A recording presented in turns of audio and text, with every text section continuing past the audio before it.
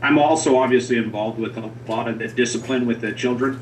Any of the children that are not achieving success or are not behaving appropriately online or not attending, I deal with a lot of those students as well. And that can be an exciting time as well, some days.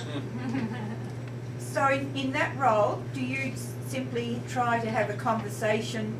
What's your process that you try to reinforce the way in which they should be operating? The first line of defense obviously is a teacher. And so we built a few different applications. Our Cyber Tracker is our first application that we use as extensively as we possibly can to find out whether or not a student is attending, and then chasing them down and trying to get some information through to them as far as what they need to do to be successful.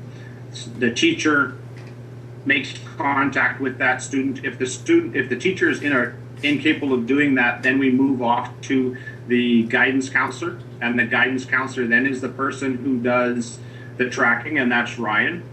So he tries his best to get a hold of that student. Once that doesn't work very well and the student is still delinquent and still not attending, then it comes to me and I do what's called a required to drop. And that's just simply because we haven't been able to get a hold of the student. And that's just if the student's being delinquent. If it's a misbehaving aspect, for instance, plagiarism, or a student who is allowing other people to do their coursework for them, that first is a gut instinct response that is made by a teacher, and they get better at that the more they teach online. You sort of just get this feeling that something's not correct.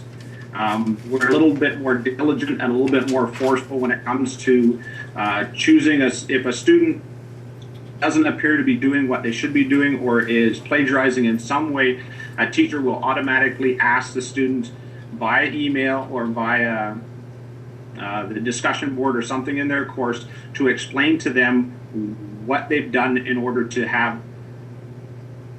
achieve the grade they achieved. Quite often the red flag that comes up is a student who ends up is a 50 or a 60 student in history in their past classes, or has suddenly gone from a 50 to a 60 student to a 95 in the final exam in a unit.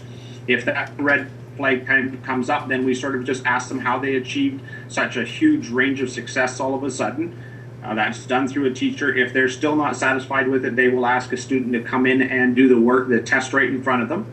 That can be done virtually via proctor, or actually in the cyber school, where they come into the cyber school and they sit down and do the test right in front of us.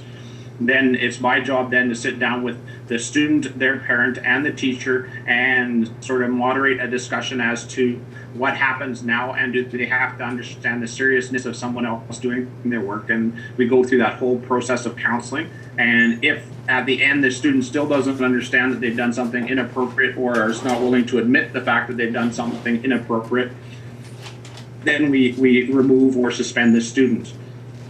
The suspension has been anything from 2 to 3 days to complete suspension, where they're not allowed to come back to the cyber school at all. So